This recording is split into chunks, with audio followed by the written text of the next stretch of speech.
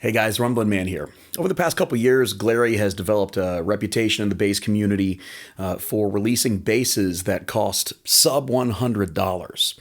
And for the price, really aren't that bad. The interesting thing though is they've kind of changed their game a little bit with the new release of the Glarry G2 basses. And that's what we're going to dive into tonight. We're going to see if the extra money is worth it and just how the GJazz bass performs. So make sure you stick with me. Let's take a listen.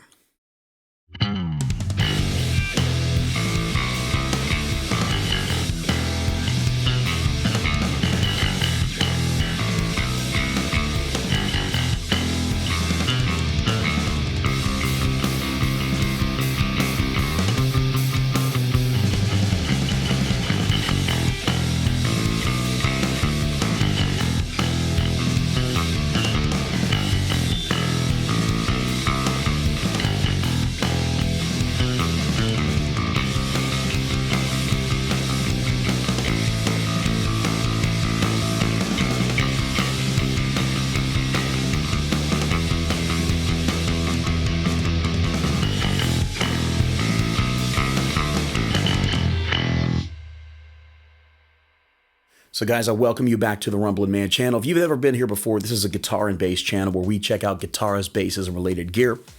We also have occasional tutorials and things like that. So you want to go in and hit the subscribe button if you enjoy this kind of content. We have a great time here. And if you've been here before, welcome back. Thanks so much. And feel free to hit the thumbs up button today if you enjoy this video, just so that YouTube will be more likely to recommend my video of this bass review in searches, okay? So I did some work in coordination with Glarry to review the GP bass, the first one, and the GJazz bass, the second one. And you can see my reviews on YouTube. My first one, was kind of a unsure reaction. But then when I reviewed the first GJazz bass just months ago, the perspective I was coming to you with was, guys, thinking about it, it's really not that bad, especially for the price. But they have totally one-upped this stuff. I mean, they have stepped it up with their production at Glarry for the release of the G2 series. And today we're looking at the GJazz Bass 2. This is an upgraded J-style bass guitar that has some new features for Glarry that we haven't seen in their other basses before.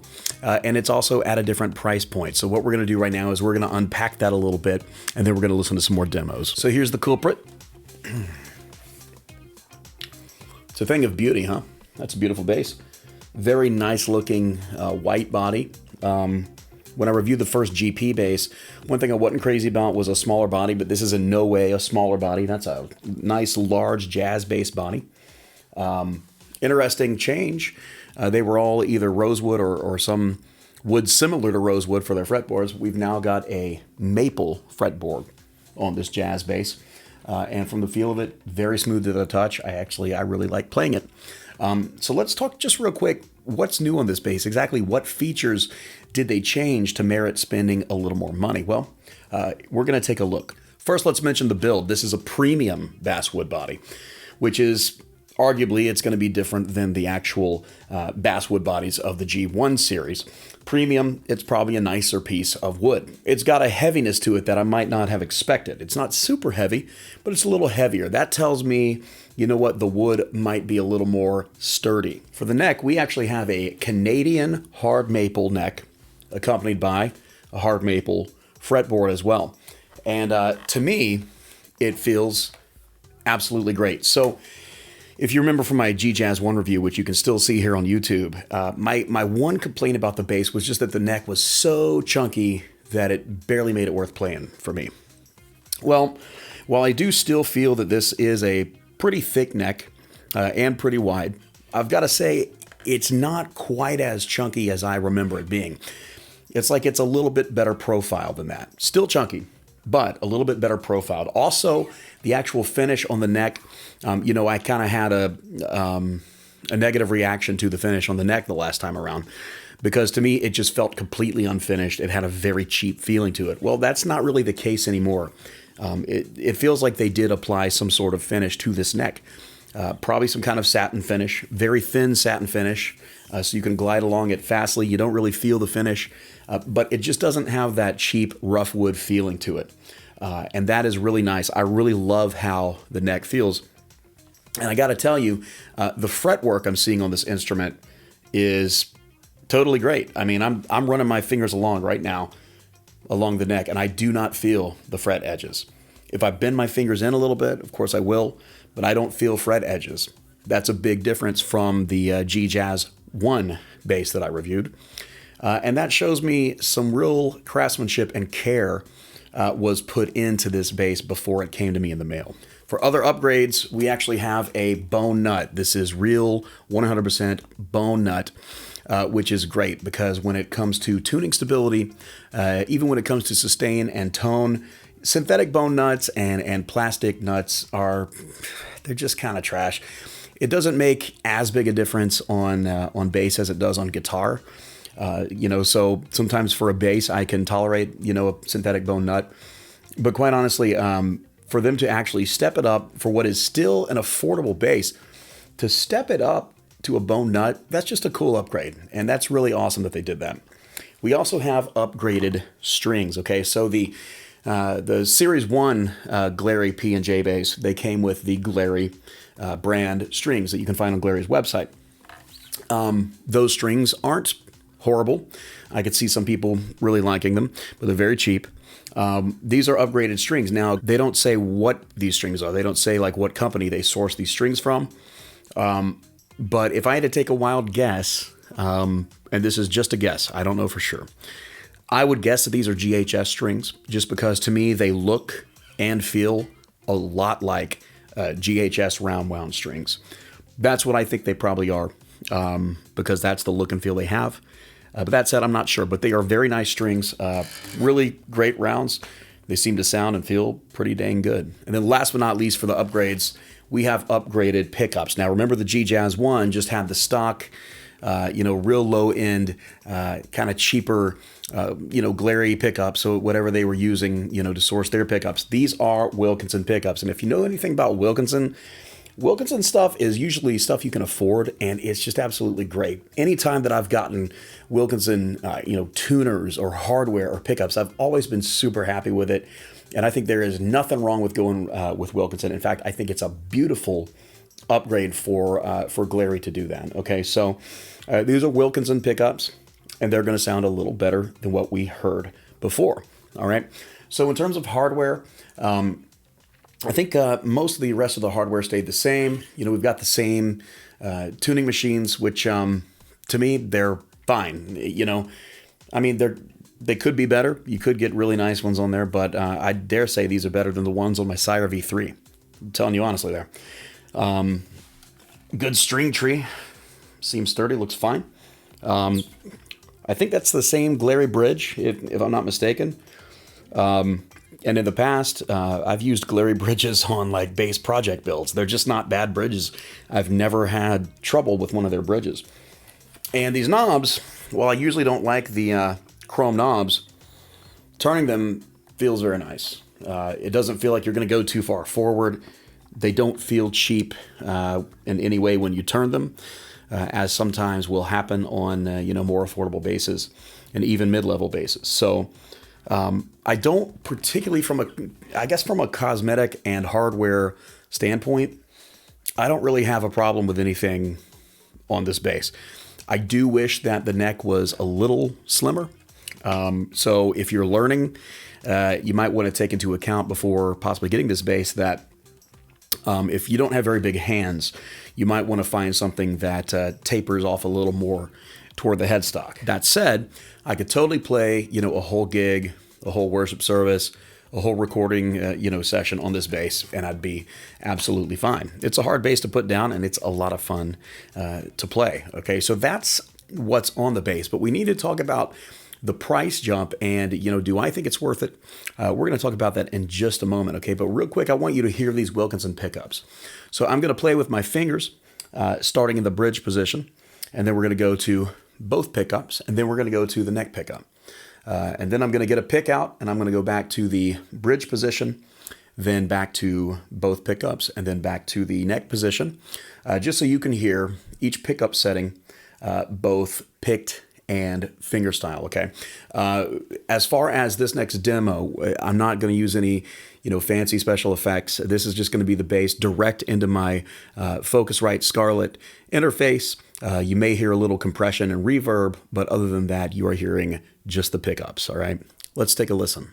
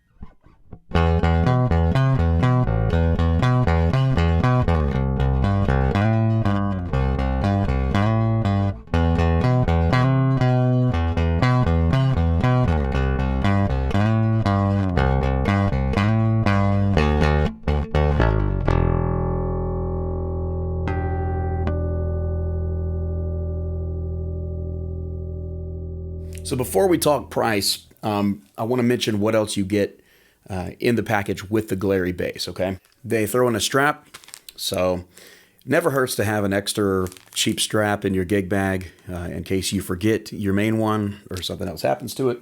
And they throw in a gig bag, so if you don't have a gig bag or case to keep your bass in when you get it, maybe you're just getting a bass for the first time, they do have you covered here, so you can take it to church or a jam session, wherever you're going to go. I would say, however, it's pretty thin gig bag, so I would probably recommend getting something a little nicer and a little more padded when you can. And they give you a instrument cable, 1/4 inch to 1/4 inch audio cable, which obviously, as a musician and a producer myself, you never can have too many of these sitting around. They also throw in some Allen keys for adjustments. So obviously the bigger one will adjust the truss rod for the neck, and the smaller one will adjust the saddle height. And I don't have them sitting here with me, but Glarry also throws in a couple picks, and quite honestly, they're pretty darn good picks for pick bass playing. I've still got them both, just not in this room right now apparently, but I've still got them, and I do play this bass with them. They're pretty dang good picks. So even though the accessories that come with it are lower end accessories, it really doesn't hurt to have them, and I think it's pretty cool for Glarry to throw them in. Now let's talk price, okay? So the old Glarry GJazz 1 bass, which I reviewed, just a few months ago, I think it was, that runs at $89 when you order directly from Glarry's website. The upgraded GJazz 2 bass runs at $169 ordered straight from Glarry's website.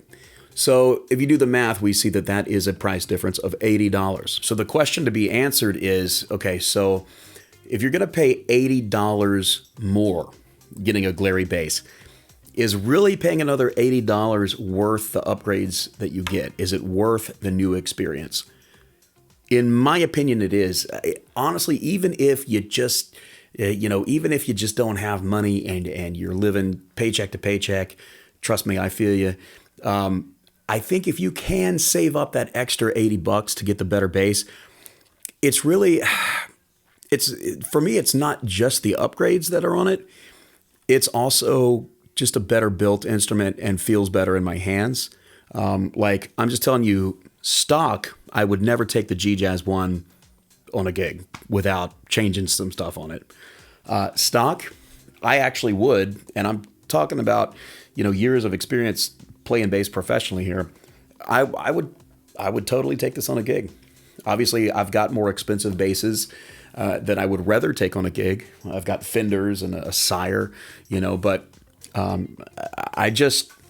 think you get a better experience all around. You get an easier to play neck with this.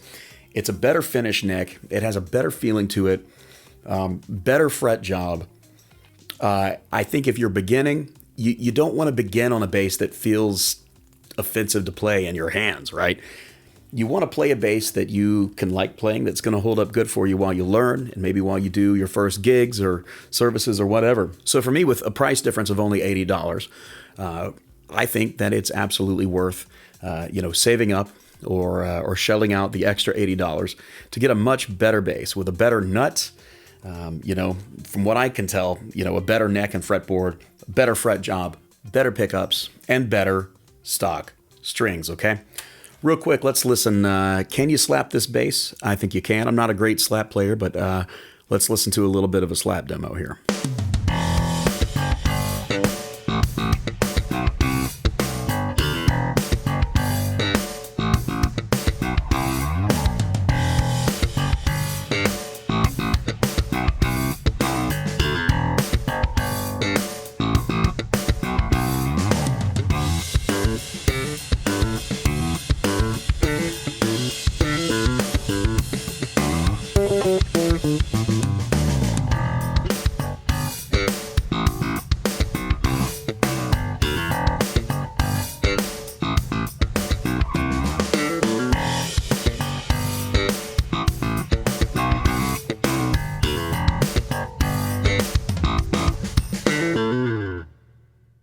With this G2 series, Glarry is kind of in a new arena of competition because now, the other jazz basses that they're competing against are now, the Squier Affinity jazz bass retailing at $229, which really isn't that much more. Guitar Fetish's Xavier jazz bass, which retails at $209. Or even the Hard Luck Kings, I've seen those jazz basses, go as low as $199, which is only $30 more than this bass that I'm holding right now. So this is literally a Glarry that's only $30 less than some of the Hard Luck King jazz basses, if you get the right one, So I personally just can't help but be impressed. Now, obviously, to be transparent, I did reach out to Glarry when I saw the ad about this bass and asked them if I could review it. They were very kind to allow me to do so. So I did work with them for this video, but still the review that you get is an unbiased review. I mean, I'm telling you, the things I like and the things I don't care for. So I think if you're a beginner, as long as you don't have real small hands, I think this would be a great bass to learn on. Just keep in mind the neck's going to be pretty thick on this. I think if you're a gigging musician, you want a backup bass, or maybe if you've got a recording studio and you just need a bass to just have around to play on a demo here and there, or maybe you're a bass player and you just want to expand your arsenal by one bass without spending a bunch of money. You only want to spend $169. In all those situations, I think that this would be a great choice. Personally, when I play this or the Squier Affinity Jazz, I would actually play this because I've had an Affinity Jazz and I like the feel of this one better. Plus, you got to love those pickups. I mean, the upgraded Wilkinson pickups, Wilkinson makes really good pickups. So honestly, I would have to say that at this price point of $169, I think they make something really good for that price with this bass. So in an upcoming video of mine, we're going to go just a little more in depth with this whole thing, because I happen to still have the Glarry GJazz 1 bass that I reviewed. It's in this room. It's the same color as its brother now. And we're going to put these two basses up against each other. Now that I've had the opportunity to spend some time with both of them, I really want to do a great comparison where we just kind of go, in depth, not necessarily opening the bass up and looking at the inner parts, but in depth, just in terms of playability, sound, cosmetics. Is one really better than the other? So make sure you're subscribed to the Rumbling Man channel for that upcoming video. Okay, so that concludes today's review. Thank you, Glarry, for working with me, and for everyone who will view this video, God bless you, and thank you so much for watching. And stay tuned on the Rumbling Man channel, because we're going to have some more Glarry bass related videos and many other gear reviews to come. So I'm looking forward to it, and I can't wait to see you on the next one. All right, have a great night.